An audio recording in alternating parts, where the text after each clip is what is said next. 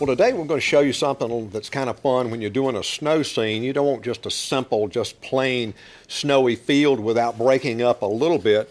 You can see what I've done sort of behind me here, a little more extreme than just what I'm doing today because this is just a simple demo. I have done a soft blue-white background so my white will contrast and give me a pile of snow with a little bit of my raw sienna and my black sort of filling in the bottom, and then I have done some weeds out of yellow ochre, white titanium, and a little bit of my Mars black. Now I'm going to take part of my phthalo, a little strip of phthalo, and I've talked to you before about why we do a string of paint as opposed to just a puddle, so that as you mix your colors they don't intermingle and you have to go squeeze more out.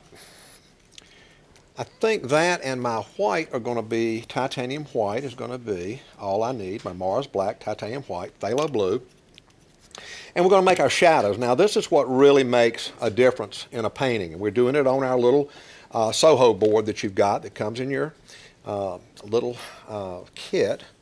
And I think I'm going to plan where I'm going to do it. I think today I'll have my sunlight coming from right to left. I'm just going to take a little bit of my phthalo blue with my little thin liner brush that you get in your set.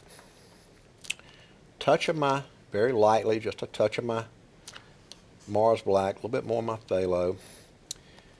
And a nice blue, icy blue color is sort of what I shoot for. Touch a little bit of my titanium white to it and make me something that I think will be kind of vibrant. You're always thinking about adding color where you can. Now I'll show you a couple of different ways of doing this. I've got my weeds growing right here. Well, you don't have to count every weed and make every one look just like it's supposed to, because once you put enough of these in, nobody's going to be really counting. I'm just taking this, and as I go down, I'm just lightly streaking, doing little things off of it so that it looks like weeds. Take your finger, pull it, pull it, pull it, and then that thins it out just like it would if it were in real time.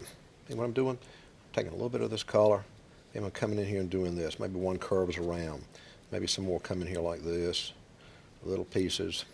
Maybe one long one back in here, and you kind of break it up with your brush. Very thin. Come in here again, pull it. And it'll soak in very quickly into this paper board, but that's okay. It's great to work with. Maybe I want to do one that's coming out, crossing over. Maybe that's one of those. Maybe come down just a little bit.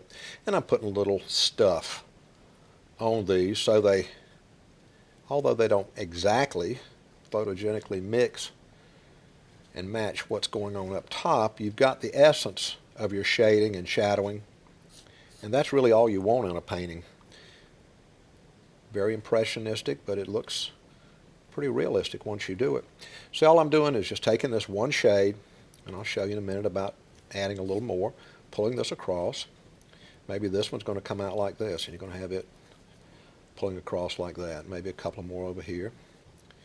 Sunlight's coming this way, but you've still got basically some bent over, so you want to show those, and then you've still got to go back in here and do these. And this little brush is just fantastic for getting these looks.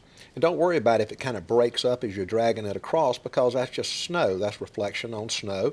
And snow is really not a solid sheet of ice in most cases, so you're going to get that break that's going to come naturally as you have shadow passing over a little snow field. Pulling it with my finger, just like that. This one's going to kind of come out like that, down, down.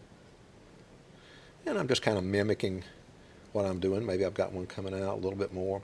This allows you, this little brush just allows you to just have so much fun putting these shadows in. All right, now we've done that. Now, let's take a little bit of our Mars black and mixing it with our already deeper color. Keeping in mind, to keep it from looking completely flat, you've got to have lights and darks. So this shadow is going to be a little bit lighter because it's a little further back into this little patch of dirt, and what I'm going to put in now will be a little bit darker, and it'll mimic what's close up. And this gives you a little bit more of a realistic look. See how this is showing up darker?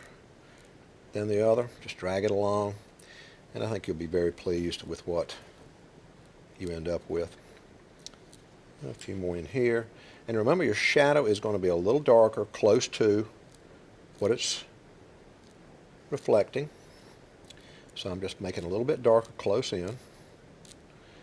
Pull a couple more of these across. Feather it out. Like that. Maybe curve one right there. And that gives you everything you need to make this little patch of grass look good. I'm Alan Montague. Join us again next time. Y'all take care here.